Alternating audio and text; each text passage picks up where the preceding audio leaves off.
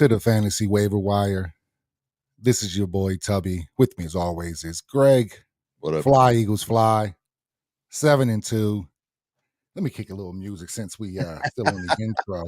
Let me bring that back in. Nice. Let me bring it back in. 7-2. We need a little music with these highlights. 7-2. Beat Dallas. Number one in the division. Defense is creeping into the top 5. You love to see it. You love to see it. But yeah, man, welcome back. Trade deadline week. Yeah. If you haven't put in a trade yet, this is the week to do it. If you got a cool commissioner, you may want to nudge him to try to get the trades in so you can actually use them this Sunday. But yeah, man, big week for a lot of folks. Trade deadline is in. If your team is, this is the time to basically shit or get off the pot. This is the team you're going to have to form going into the playoffs. You may have to let a player go that you've had on your bench that somebody else may want.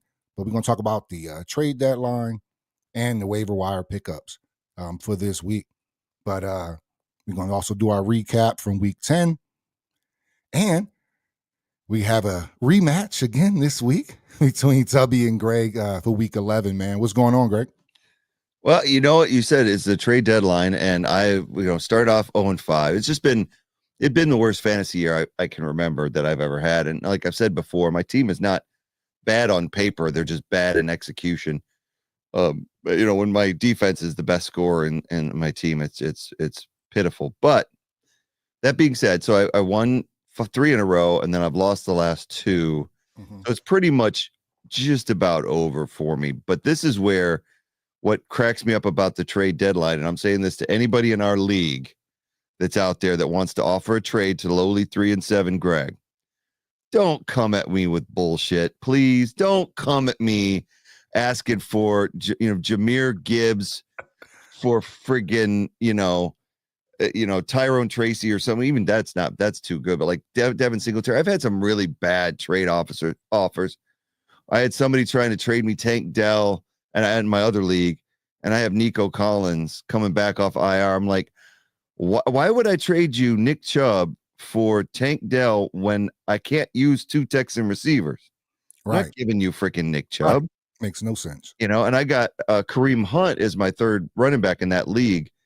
And now that league I'm doing okay. In that league, I think I'm second in my division. But it's like Kareem Hunt ain't going to be starting forever because Isaiah Pacheco is getting ready to come back in. Right. All the Kareem Hunt owners are going to be screwed. So that's when I'm going to put Chubb in as my flex. I got Mixon and Barkley at my running back, so I'm good other than that. So I was like, why are you even offering me that? But, it's that trade deadline thing where all the creepers come out and offer you their bottom barrel offers. Make it a decent offer. Right. Make it something for me where I'm trying to get in the playoffs that would be worthy for both of us. Like for me, I'm hurting at quarterback. I've said it from day one. I drafted Anthony Richardson because I did not value the quarterback position. I was wrong. I thought there was going to be a plethora of good quarterbacks this year. I looked at the rosters up and down. I went, you got Kirk Cousins, Aaron Rodgers, Herbert. None of them panned out for me. I've had all of them, and even Goff threw 5 interceptions. There's only been a handful of really good producing quarterbacks, and if you've got one, right, you're good. I have had Tua since he's come back because I picked him up off the waiver wire, and he's so underperformed. And I've got Russ, and he was only 28 points this week, and which in our league is low. And it's like, I need a quarterback. So don't come at me if you want one of my top receivers, whether it's McLaurin or whoever. Don't come at me with, just some BS like third string player. I'm not going to accept it. In fact, I won't even look at it. Right. I won't even respond. Yeah. The only person that's going to do it in our league is Joe.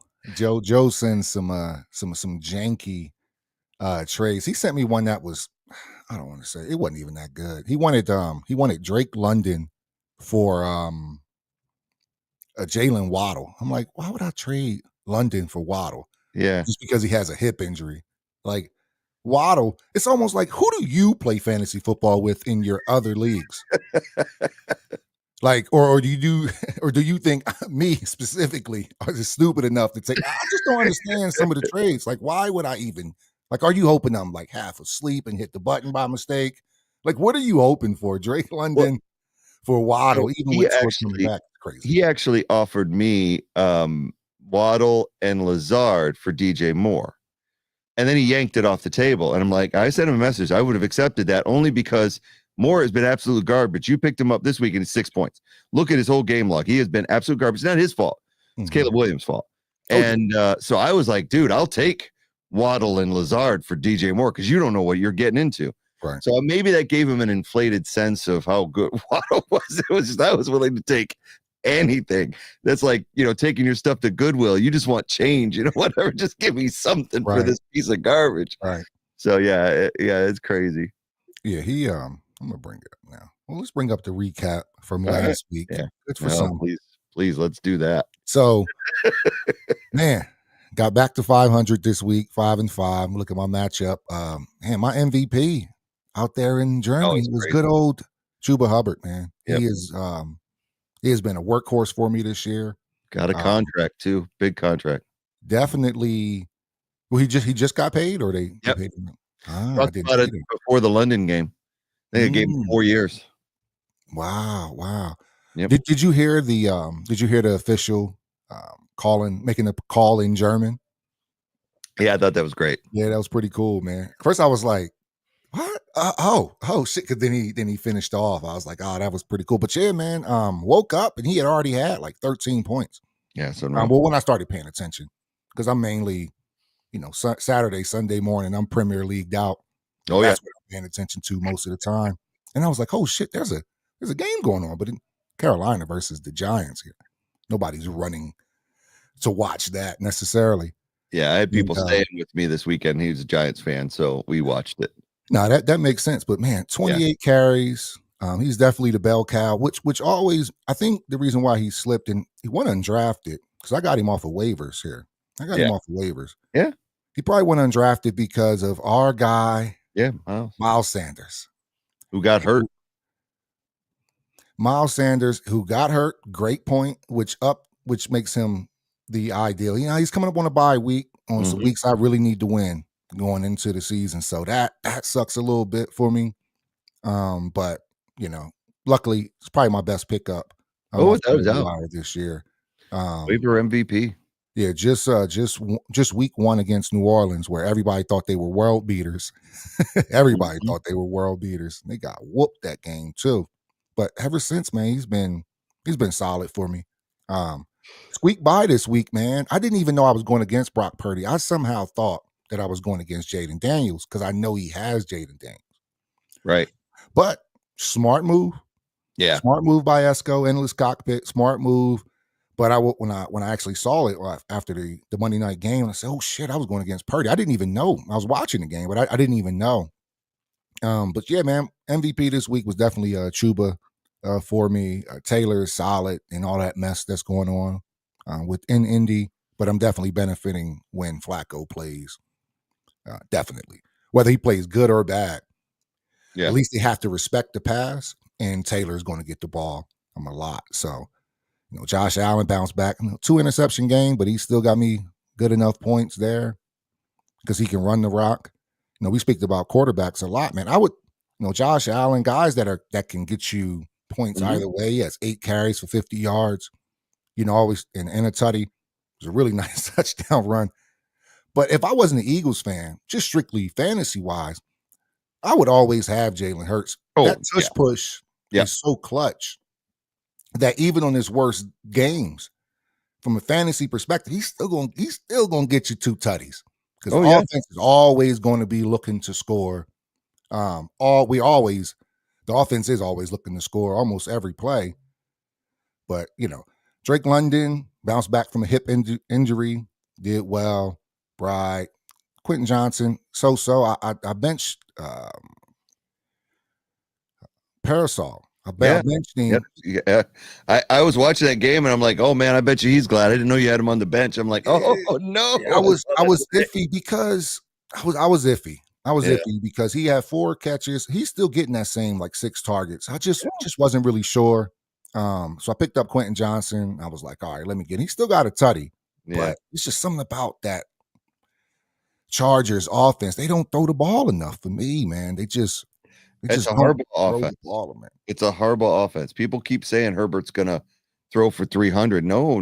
That's not the team anymore. That they're running team, playing defense, and they're doing good. Their defense is playing outstanding right now. Oh yeah, they For are. as limited as they are in a lot of injuries and a lot of positions where they're clearly not the best team in the AFC, they're a dark horse. And so, but the reason for that is they're not letting Herbert air it out every play, and so that hurts fantasy, but it's good for them.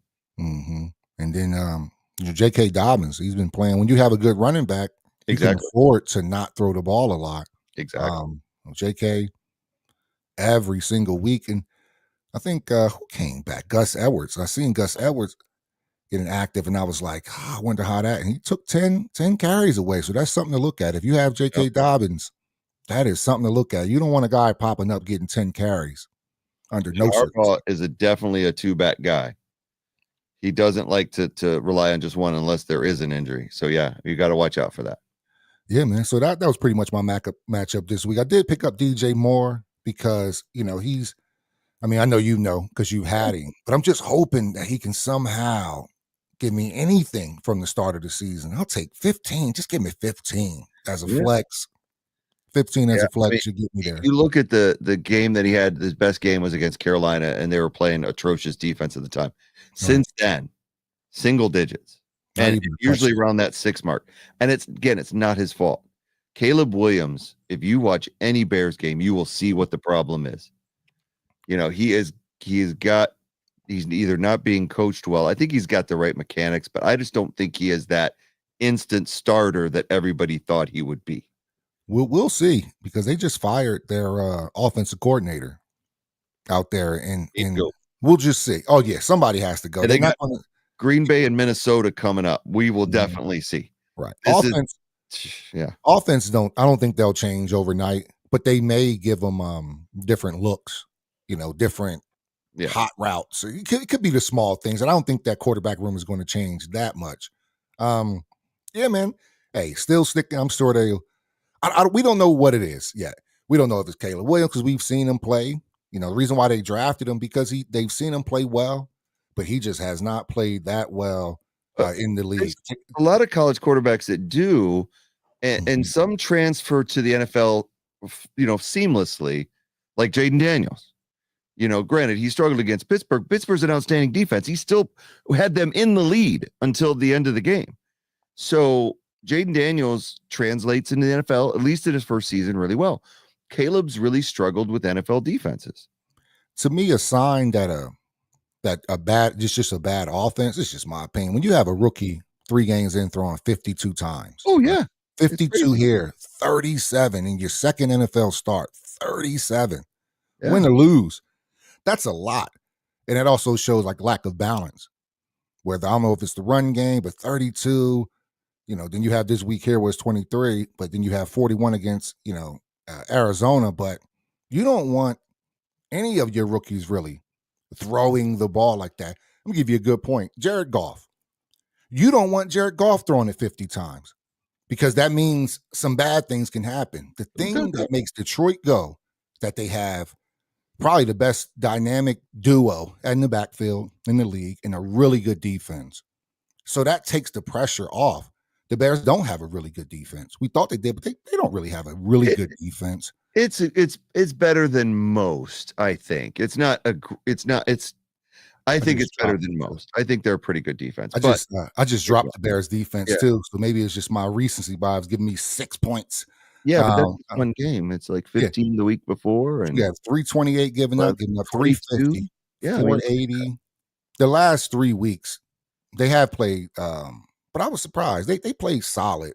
They played 2 rookies in the past 2 weeks and given up 328 against May, rookie. Gave up 481 to Jaden Daniels, rookie. So but it's Jaden Daniels a lot of people are giving up to Jaden, but they're considered the 8th ranked defense in the league. I hear you. I hear you. And this is from a fantasy. This is from a fantasy perspective as well, too. Yeah. like I said, a lot of that's what I mean. You don't have the offense defense in fantasy. Yeah, right. Sometimes you don't have the offense to overcome, like the Ravens. The Ravens has the worst passing defense in football. Yeah, and yet they're still one of the best teams in the league. because they have the offense to overcome it. So Yeah. they don't have that there. I think with the Bears too, you got Caleb going 3 and out quite a bit. That keeps them on the field. Oh, for sure. And that hurts them. And so they started off kind of middle of the road, the Bears, and now they're just falling off where it's like, yeah, maybe a change will do them good. Yeah. But I kind of, I look at, maybe he should sit for a little bit and observe like other rookie quarterbacks should be doing instead of having to be the immediate saver. Look at Bryce Young in Carolina. They sat him down. Now, granted, their schedule hasn't been that great, but he's won 2 games now since being benched. And it gave him a chance to watch Andy Dalton to kind of reset. Now, I'm not saying his numbers are great, but they beat New Orleans and they beat the Giants. Got the New Orleans coach fired. Right. So it's like Bryce, maybe that's what he needed. Now, granted, those were weaker opponents, but it's still good for his confidence. Oh, yeah. And so to bench him and let him watch Dalton, let it get into his head, okay, you need to calm down and start reading to feel better.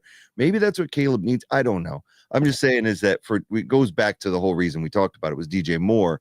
It affects all of the Chicago wide receivers when the quarterback's not getting them the ball. It's from a fantasy perspective. Yeah. I think Caleb is having your typical rookie quarterback season. I think he is. And I think if he was versus like Daniels, who's had an exceptional, and by exceptional, he set a rookie record like no rookie ever has the passing percentage that he set in week 3. But remember, hey, winning changes everything. This team is still what, 4-5 or something like that? Yeah, something like that. I mean, you're a let's keep it 100 too. Even if we're just talking about record wise, you're a Hail Mary away from that Washington game. Like they aren't like 0-7, 0-8, 0-9, which a lot of rookie quarterbacks historically have started. Yeah. People always revisit that Peyton Manning rookie year. That's why I think there's a lot of recency bias when it comes to like guys like Caleb Williams, but Peyton Manning, I think, led the league in picks his rookie year. Nobody gave up on him. Greg QB7 wide receiver. I'm not saying give up. I'm not saying give up. I'm just saying he's having a regular season. I think what with Caleb is when you stack a bunch of guys on the roster that has done things, really good other places, that the expectation goes through the roof. But he's still a rookie. These guys are all, 6 and 10, 11-year vets. So I think they will eventually get it better, get it going. But yeah, I think Caleb, I think he's just having a regular rookie year. And I know he's been talked about a lot, but I just think he's just having a regular rookie year. I really do. Yeah, I mean, we'll see how it goes next season. I think that, like you said, the thing that is really harmful is that he had the keys to the kingdom, and he had DeAndre Swift, Keenan Allen, Cole Kmet, DJ Moore, a good offensive line, pretty good defense. Why aren't you producing wins?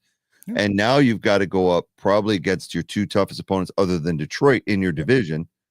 Great, because that division is no joke right now. Green Bay, Minnesota, Detroit is killing it. So it's like, it's tough from a fantasy standpoint when you've got Keenan Allen, or because you had Keenan Allen, I had DJ Moore. You know what it's like. It's frustrating. So I had to drop more. There's no other choice. You can't keep getting 6 points a week and keep that 100%. Guy on the roster. I don't care what his name is. And so sometimes you got that big name, and he's still a good receiver. I'm not saying he's not. It's like you can't trust him anymore. And now we're trying to get into the playoffs, so every game counts. Absolutely. So should I trade Kenneth Walker and Cedric Tillman for Mike Evans and J.K. Dobbins for the playoffs? Let me bring those up. You want to address that, Greg? Well, I can say that the way I look at it is Kenneth Walker and J.K., as well as J.K. has been playing, are almost a wash, in my opinion. Man, Cedric Tillman's had 3 good games in a row recently. And Mike Evans is coming back. Right.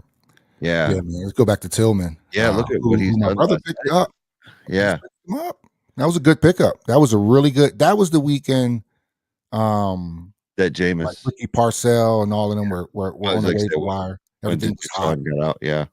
and he picked him up. It's a Yeah. free agency, just about a month ago. Well, basically, like soon as they traded away Cooper, I guess he picked him up. That was a hell of a pickup. I didn't even see him coming. I saw him on the waiver wire, but here's the thing about Tillman. He's on a bye this week, so it's kind of a wash there. Who is that underneath that? New Orleans? New Orleans. And Well, then Pittsburgh. New Orleans, Pittsburgh, not a good Denver, defense. Pittsburgh, Kansas City. But you got Pittsburgh, tough defense. I don't know if Tillman can sustain it, if Jameis can sustain what the Browns are doing. That's the one thing. But Mike Evans is a proven commodity. If he comes back healthy, that if you look at Tampa Bay before the Evans and Godwin injuries, they were lighting it up. Since then, they're still moving the ball. But I think that they would have gotten a few. I definitely think they would have beaten San Francisco had they had Evans and Godwin. Watching that game, I was watching that game, watching Baker Mayfield do as much as he could with what limited support he had on the field, and just barely lose to San Francisco. Man. So he started a week 12 return. So either Tillman and both are out this week, so it doesn't even matter. I will say this, and they're on a bye too. So yeah, it's even. This is a really good trade for either person. There's a lot of upside with Tillman. I mean, you can't sneeze it since they've traded away Amari Cooper. These are the results. Kenneth Walker can be up and down at times, but he's normally solid. If he's in the game, you're going to be okay. Look at Walker's schedule going into the playoffs just to compare the two. Walker's schedule. San Fran. We got tough defense. Arizona, middle, and they got the Jets. Now look at Dobbins. Yeah, Cincy, Baltimore. Yeah. Atlanta, KC, Tampa. Atlanta, KC, decent run defenses there, but I think the KC one is the only one I would really worry about.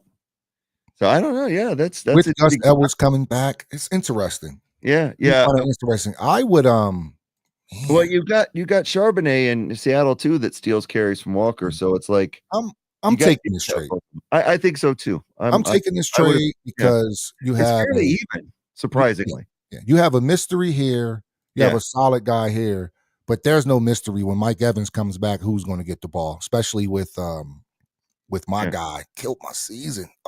With my dude out for the year. Godwin, Godwin, man, out for the year. So when Mike Evans comes back, he's going to feast. Oh yeah, he's going to absolutely feast. So I'm taking this trade. Yep. It's a good playoff trade, man, because it's some two solid guys going into the playoffs. It could turn out where that just is an even trade where it works out for both teams and nothing happens. But I would give we're on a teeter-totter. I'd give that slight lean to Evans and Dobbins. 100%, especially with Godwin down. Then you got a message for you, Greg. QB7 for wide receiver 7. Let me know. All right, you propose it. We'll see. Who is QB7 on your team anyway? Let's see. Well, I have Tua and Russ.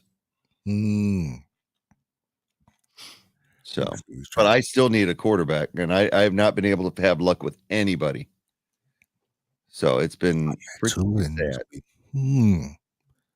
Yeah, again, Minnesota was my bias score. It's so sad, dude. Yeah, Irving. Yeah. Russ was trying to cook a little bit. Man. Yeah. You see what I mean? That Russ game, and those Steelers games, man, I don't know. They did play a good Washington team. He had 3 touchdowns. He had 3 touchdowns. But I think it's how he gets them. I'm just like, okay. Like, okay. 14 of your completions, 3 of them touchdowns. He's definitely has been getting some touchdowns. Maybe I'm just looking for the old Russ to light it up. But tell you what, man, 1-on-1 with George Pickens. Yeah. Anytime you see it. Yeah. It's a must matchup. I wish people felt that way about AJ and Jalen, because they're one of the best hookups. He said he sent you the trade already. Okay, cool. I'll look at it. I don't have my phone with me right now. Cool. I'll take a look. Another one. I don't know if he's still in the chat. Should I trade Kenneth Walker? Oh, okay. You just sent it twice. Just sent it twice. Gotcha. The thing about AJ and Jalen, it was funny. I had 3 friends with me this weekend watching the Dallas Eagles game. And we're watching that first half where Jalen was struggling to find people. I think Dallas was playing a lot of man. He had the fumble, the interception, which was a bad pick. That's the kind of pick where you just got to throw the ball away because they had the middle clogged with the linebacker, but he tried to force it into Goddard. And then the second half, and he hits AJ for that deep pass. Mm-hmm. And my friend just looked at me and he goes, I have a solid question for you. Why aren't they running that more often? Just that seam route, that sideline route, just a freaking streak down the sidelines and let AJ outrun his opponent and AJ. Not that they could do it, more often, but he had a good point. It's like we see that play maybe like a deep pass from Jalen maybe once or twice a game. And it's like you got the horses to be able to unleash that more often, like we saw Pickens do this weekend. We've seen other receivers that go downfield. And it does make me wonder what kind of game that they're calling. Because like you said, in the first half, the Eagles, and I don't want to go off on an Eagles tangent because we could be here all night, but in the first half, the Eagles definitely played down to Dallas. It wasn't until they came out second half, like refocused. Mm-hmm. I ain't trying to distract you. Go ahead. Yeah. Okay, I'll take a look at it. I don't say anything right now. All right. Yeah, I mean, that to me, that's not a bad trade. I have to look at it though. So I will look at it as soon as this goes off, and I'll give you a decision. I mean, it ain't gonna hurt me one way or the other. As long as it's a fair, like a fair trade, I'll consider that. If it was McLaurin for Bo Nix, I'd be like, dude, seriously, come on now. Yeah. So yeah, that's a good offer. I got you. Were you done with that thought? My bad. I popped it up while you were talking about the Eagles. Well, that's what I was saying. It's just going into the Eagles is that I think what is kept like the Hurts AJ conversation, like you were talking about the Russ Pickens conversation, is I think that I don't know who is calling the plays, but sometimes we seem to be very, just like last year, very conventional offense with no disguises. I thought when Kellen Moore come in, we were going to see more motion. We were going to see more disguised offense. I was hoping for more screen passes to like Barkley. Not seeing it. We're not even seeing the Goddard screen pass. What we're seeing is guys lining up on the line of scrimmage and just going out running routes. Yeah, man. And it's not getting anybody open. And I think that hurts in the first half of games. Why we hadn't scored in the first quarter for a lot. And then they'd make adjustments. I'll give them credit. Second half, the Eagles have played much better all year. Yeah. They run the ball more, and then they set up their pass. They wear teams down. And that's what happened in the Cowboys game was that they were able to really just pull away the second half. They looked relaxed, basically the third quarter, because they benched everybody in the fourth. So, yeah, going into for fantasy, going into this game with the Eagles, you definitely got to play AJ. You got to play, Hurts if you're going to get into that. You tight end Goddard, I don't know. He had a touchdown this weekend, but he's still not getting the receptions he should be getting, like he would be getting in a more creative offense. So I'm Barkley's a must start, but other than that, I don't know if I would start Devontae in this game. I don't know. They're at home, so if you ain't got better options, maybe. Eagles, I would take them more so away. With the Eagles game, the only play I was disappointed in was the fumble, because I thought he saw, like, you see Micah. I know Micah. I know you have to be. I know he was just surprised that I am that how the fuck did Micah get in the middle of, how is he even here? How am I staring down the barrel? First of all, which is crazy. They were stunting that whole line, just running stunts the whole time. But and then you see him, you tuck it away, but you don't quite put it away, and it just gets knocked out.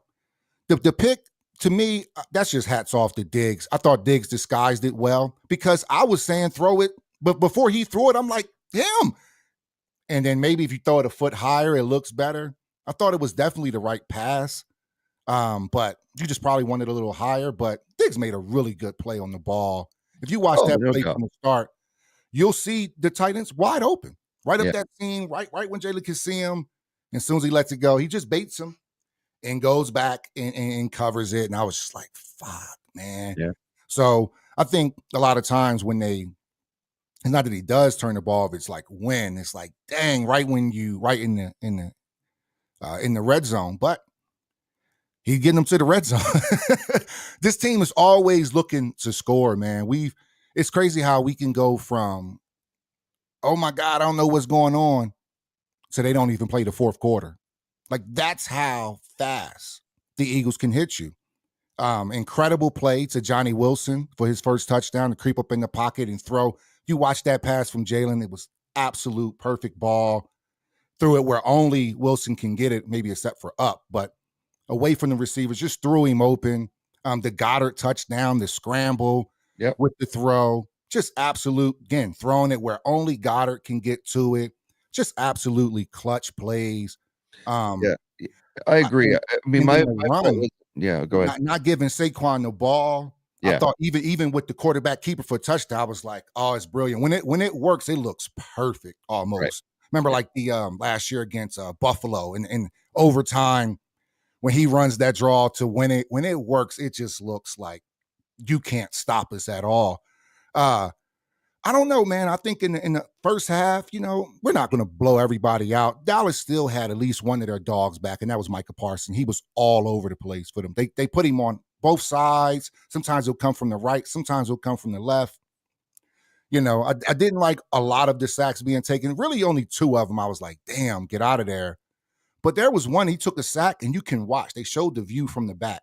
There isn't a receiver in the middle of the field. Not one fucking receiver. That's what I wanted to say. My dig is not at Hurts for the fumble or the pick. My dig is more to play call and play design, because we're seeing so many conventional routes. If you watch the replays on every time Jalen struggles, the receivers are being covered because they're not getting themselves open, and they're not running anything creatively to get receivers open. It's definitely not. We're not doing crossing routes. We're doing, and I don't know who's designing the plays, if it's Kellen Moore or Sirianni or what, or who's calling them, but it's like it takes them so long to get into rhythm. Like we've seen teams when they have that first set of scripted plays and they come down the field and all the Eagles don't do that. And I think that it takes Jalen time to work within the confines of what he's being given to them to rip open, like the AJ Brown pass, like the Wilson pass and the Goddard pass.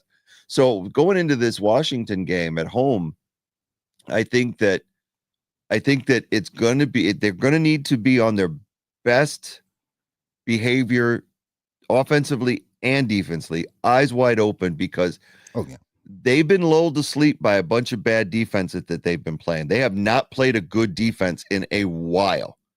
And not to say Washington's a great defense, but they're better than the Giants.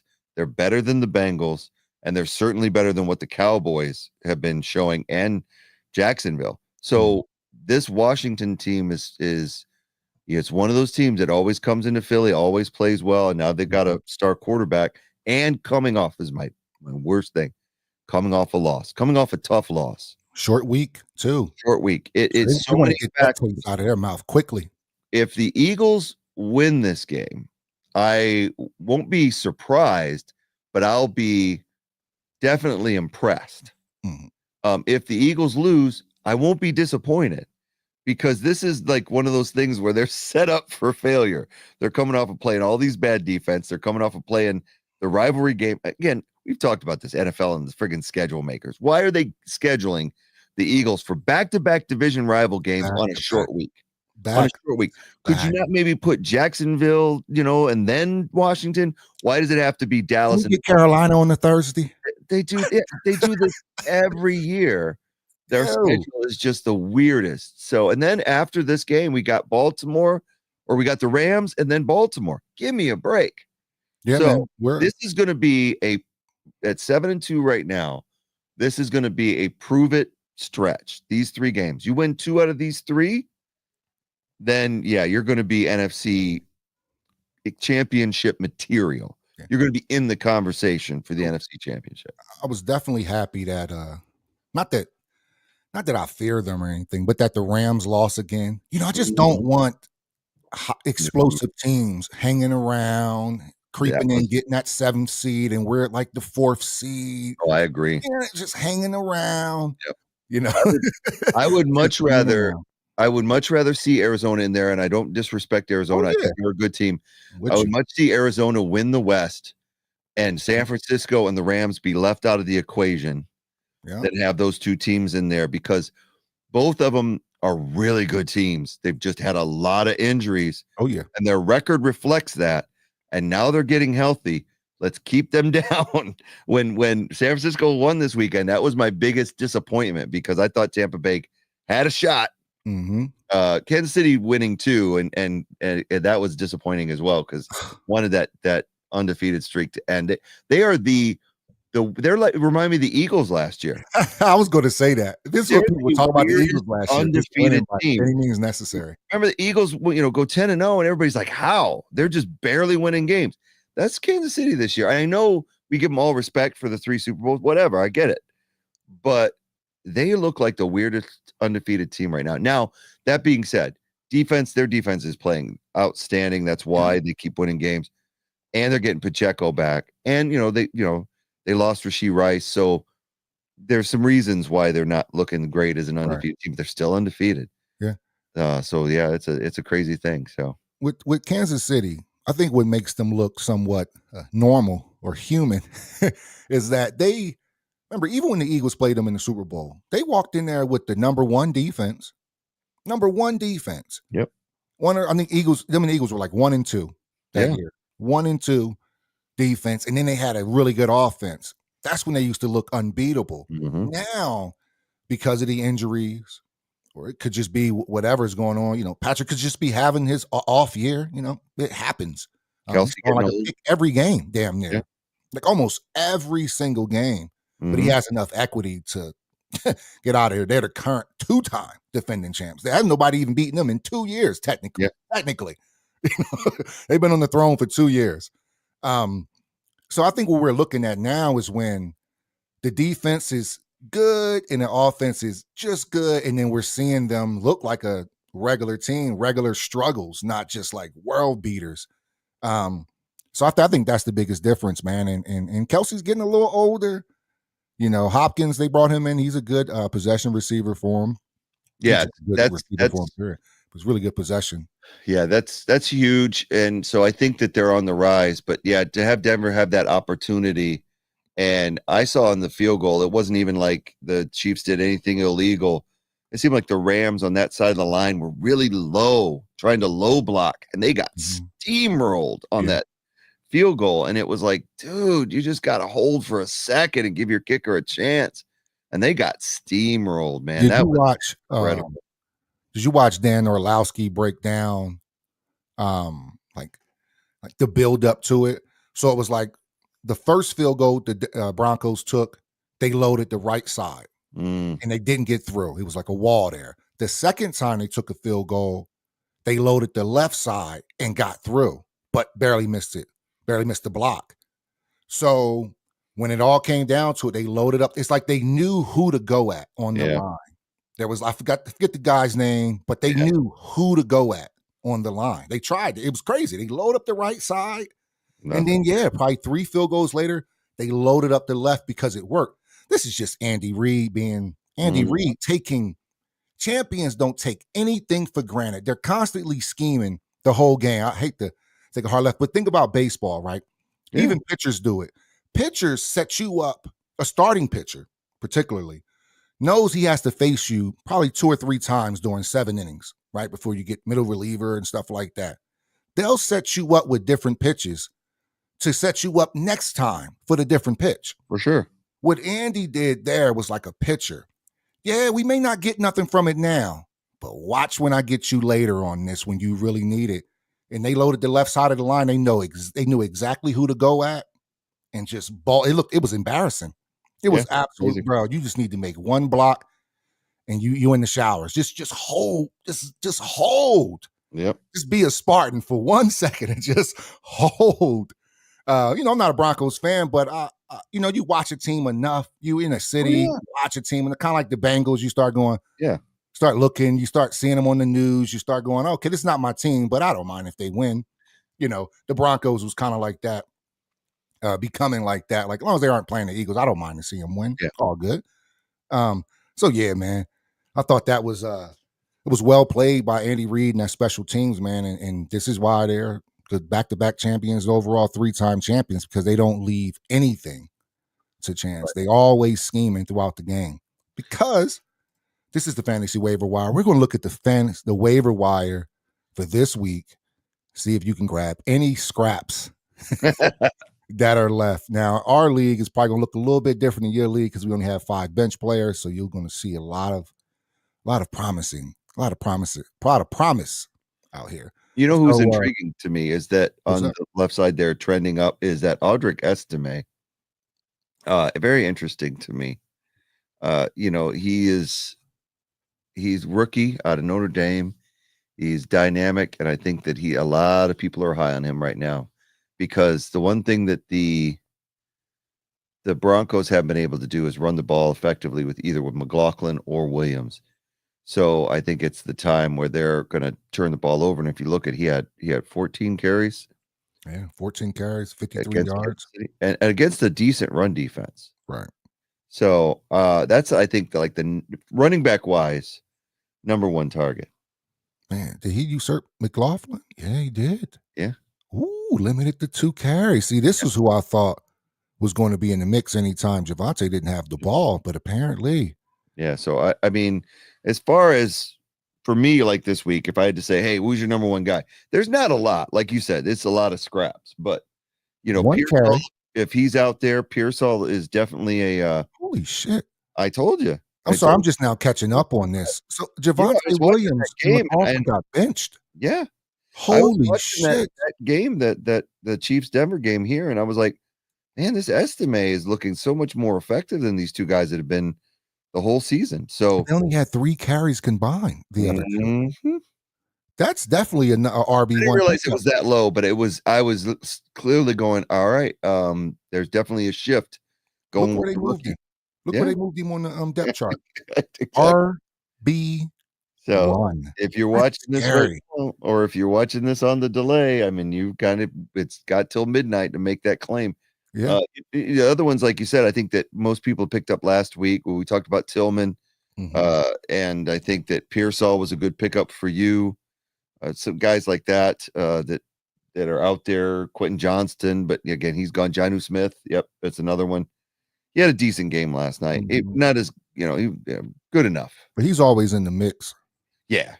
Yeah, Florida. I'm not jumping, Right. through hoops for Jonnu Smith, but again, Estime looks good. Michi, whatever. I mean, I wonder, I watched the game and I was like, okay. I was really high on Mechie the third. yeah, But I just I don't know, man. I don't know, but he does look like, because I guess, okay, let me run that back, slow down. The biggest surprise was that Nico Collins didn't come back this right. week. I thought he was coming back, I hoped but he would. Yeah. he must have pulled the DAC and probably tore it off the bone You think? because, or probably barely. I mean, this is 1, 2, 3, 4, 5 weeks. And see if he comes back for Dallas, like he's poised to play Yeah. against Dallas. So 6 weeks, a month and a half. That's with the top care you can possibly find. Yeah. That's pretty crazy, So coming back against Dallas, I guess it's not a good game. I'm sorry, not a bad game to come Yeah. back. But I mean, Dallas is really only missing defensively. They're only missing Bland. Yeah. Like they have Diggs. Diggs is They back. have Meek. They have Piker. Lawrence is not back. Lawrence is not back. That is true. So they're missing 2 dogs. Don't get me wrong. Yeah. 2 absolute, formidable players for sure. Without a doubt. Too much sauce does not need more sauce with fucking Nico. He's already killing this right now in the league. Yeah. This is too much sauce to get Nico back after you already really running it up. But Mechie, man, I think he's out there. If anybody, I spoke on him a couple weeks back, but he's growing into the offense. Yeah. It looked like he was looking for him a lot. Now, I can't believe the Texans blew that game. They didn't even score in the second half. No, Unbelievable. And Goff threw 5 picks. That was, we were talking about earlier about, quarterback situations. Goff looked like a sure thing. And normally, like you said, that the Lions are gifted with 2 wonderful running backs. And I was watching that game, and it was like Goff was throwing it up like he was Brett Favre. What the hell was he doing, dude? And it was like, where are you throwing? Mm-hmm. And he was like, he was just throwing it up. It was like, okay. Just wonder what he was seeing, Yeah. And that's what I don't want, not to switch to Jalen Hart, but that's what I don't want Jalen to do either. It's like we gotta find something in between. Like, don't just throw it up, or don't just chance it. Yeah. unless you absolutely know a player is going to be there, like that throw that Purdy made to McCaffrey. It was insane. I mean, Purdy's basically on his back, but he knew he's Yeah. going to be in this area. And it was a really great throw, probably one of the best throws of the week from that Purdy to McCaffrey. But yeah, man, golf, he's not good fantasy wise, but they are great as a team. I know Without that. doubt. I mean, a big reason for that is, like I said, it's the running backs. He has had a couple of really great fantasy games, but it's nothing consistent that you can hang your hat on for a team. That's why I said the quarterback, having a great quarterback in fantasy is gold. It is. So Remember, I told you about those reps, right? You have what's the game they lost? They lost to Tampa. He threw it 55 times. Remember, he took all those sacks against Tampa. But the games they won, look, 28 against the Rams, 23, 18, 25. It's like, as long as you keep it 25 and under for golf, you're good. I think the same thing applies to most quarterbacks, 25 to 30. yeah, Most of the time, you're good. Going out there throwing it 55 times, like the Eagles tried to do a few times, with just coming out, just throwing. I'm like, that's not even what the best teams are doing. yeah, So even in the 5-pick game, he still only threw the ball 30 times, 50% completion. But the point is like 22, 15, they aren't needing much out of golf. yeah, That's why I think he's being so efficient, because he's not asked to he's not asked to carry the whole team. They're asking him like, hey man, play well, don't turn the ball over. And for weeks he did that. He came out a little turnovery, but for weeks he did that, man. So they have Jacksonville this week. That should be easy money. Or is that a trap game? Well, it's at home. And Jacksonville. I mean, Jacksonville played tough this past weekend, but that was odd to me the way they played. Minnesota, man, they start off gangbusters, and lately Weird. they do not look good at all, especially on offense. Defense, they're still solid, but offensively, man, I don't know if it was when they were trying to talk Darnold into trading Darnold for Stafford, and maybe that's affected his confidence. Oh, I didn't know that. There was a lot of buzz before they lost Damn. to the Rams, that had the Rams lost that game, they were gonna, maybe that was the reason why he lost that game. Because they were looking at trading Stafford. It was rumors, but it was a lot of your regular guys like Schefter out there saying that the Rams were looking to trade Kupp and Stafford. We were high on the running for Kupp. The Eagles were for a slot receiver, and the Vikings were looking to get Stafford because they don't have the faith in Darnold. And I think that's been kind of proven these last few weeks. Yeah. I mean, that was the first time the Vikings had won a game without scoring a touchdown since like 2008, something like that they flashed up on the screen. I was like, well, that's odd, man. And they're just not in the 12, what was it, 12-6 or something was the final? It's crazy. That was a weird ass game, but I was going up against Justin Jefferson, so I didn't mind.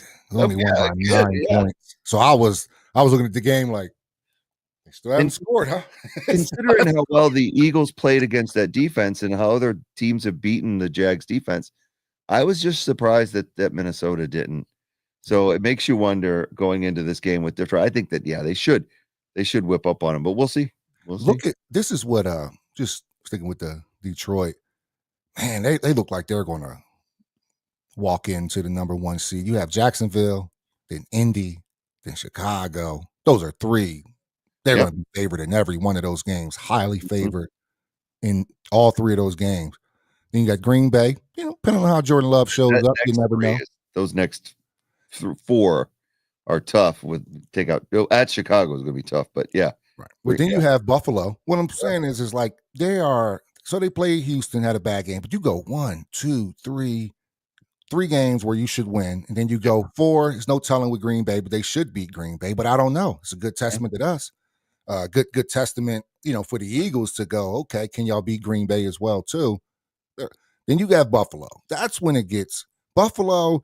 And then if they're doing that well, they may not even have to play golf for San Francisco. It depends on how we finish as well. Yeah. What I'm saying is you're talking 7 games, 8 games remaining, and 1, maybe 2 tough matchups. I mean, San Francisco aren't world beaters. If they come out and just play their game, Detroit, meaning just run the ball really well, keep golf under that 25 and under attempts, they run rough shot, man. Gibbs and Montgomery are insane right now. Well, I'm not doubting that. I think that at San Francisco, a rematch of the NFC Championship game, Detroit has a lot to prove. That could be a barn burner of a freaking game, especially if the Niners are completely healthy at that point. Mm-hmm. That could be a crazy, crazy game. Now they're not going to get Ayuk back, but Jawan Jennings has really stepped up. You got Debo, you got Kittle, McCaffrey back. Yeah, I think that one's the Lions are going to need that win. I don't see them not being able to rest their starters in that week. I think if they win that game, then yeah, against Minnesota, they might not have to. I got you. Yeah.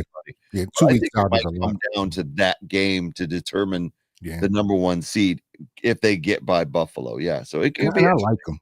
I like them better than Frisco right now because, too. Especially if you can get them to start playing from behind. I think when you watch the Niners look the worst, let them play from behind. Mm-hmm. All of a sudden, got to get on them. All of a sudden, here come the picks. Here come the mistakes start coming out. So I think that's the key to the Niners is just making them play from behind, man. But let's see what old Bo Nix is doing. If you need a quarterback out there, another solid one. Bo Nix, man, 28, 25. If you need 25 or better, looks like I need more than that. looks like he's gonna get it for you. But he's been really solid, even with not a consistent running back. Because if you're moving to Estamine, that's that's in trouble. But Cortland Sutton, another good pickup. Look at what he's been through, and I picked him up. Yep. And he's been really good for me, man. Picked him up on my anniversary too. He's been last couple games. I mean, he's thrown the touchdown. He did the Philly special. That was him throwing it to Bo Nix. So the last 3 weeks, he looked like Cedric Tillman out there. But 11 targets, 10 and 9. This is after that big zero burger. They must have had a talk. Yeah. They must have had a talk, man. But Cortland Sutton's been a good pickup for me this year. And yeah, man, we don't have a whole lot going on. Might as well go ahead and get on up out of here on this Recap Tuesday. We will be back on Thursday as we face each other. Yeah, it's going to be fun. We'll look at it. Week 11 matchup. My only problems is, man, is Harris going to play? He finished the game, so I think he'll play. And caught me on my Canadian friend, Chuba Hubbard. I don't know if you know he's Canadian. Oh, I did not know that. Yeah, he's Canadian. He went to Oklahoma, but he's Canadian. Young Chuba. Yeah, thank goodness I get something. I'll probably be dropping Younghoe Koo. I can't deal with 3 missed field goals in a freaking game. And just horrible. -2. He's just nothing. Just absolutely nothing this year. Crazy. So yeah, he's streaky. Yeah, he looked horrible against New Orleans. Cost him that. So I don't know. We'll see how it goes. I don't have a lot. I don't know if I'm gonna be trading McLaurin or not because I really don't have a lot of receiving help right now. But going into the matchup with you, with them facing the Eagles, and McLaurin might have to stay in my lineup because I don't think he might have a good game against the Eagles. We'll see. But the one who's been really the big disappointment for me has been Breece Hall. I should have known better. The Jets themselves are just a total disappointment. He's been adequate, but not what I needed. And Gibbs has been great, but yeah, it's a letdown all the way around. Like I said, on paper, got a decent team, but they're just not scoring points. Yeah, man. Jets got whooped this week. I don't even remember who they played. I know they got whooped though. Arizona. Yeah, it was bad. Whooped. They got whooped against that Jonathan numbers. For being the first round pick, his numbers are not first round numbers. And a lot of it, again, is Aaron Rodgers and just them overall. You look at the last few weeks, it's just average. He's had 2 good weeks, 6 and 7. And then in the early part of the season, I thought I had something, and then it's been sucking since. Man, well, we'll see what happens. I need a win to get in. You 3 and 7. Who you got? You can go on. You would need a run the table. You would have to run the table. Yep, to get in. So, maybe it starts this week. Good. 1, 2, 3, 4 weeks remaining. 4 weeks remaining until playoffs start. Week 15. I got to win out. We'll see. This is week 15. Hopefully, too much sauce. Oh, my goodness. So yeah, man, that's what it is for this week, and we'll be back on Tuesday. Appreciate everybody stopping by the Fantasy Waiver Wire. We'll see y'all Thursday. Take it easy.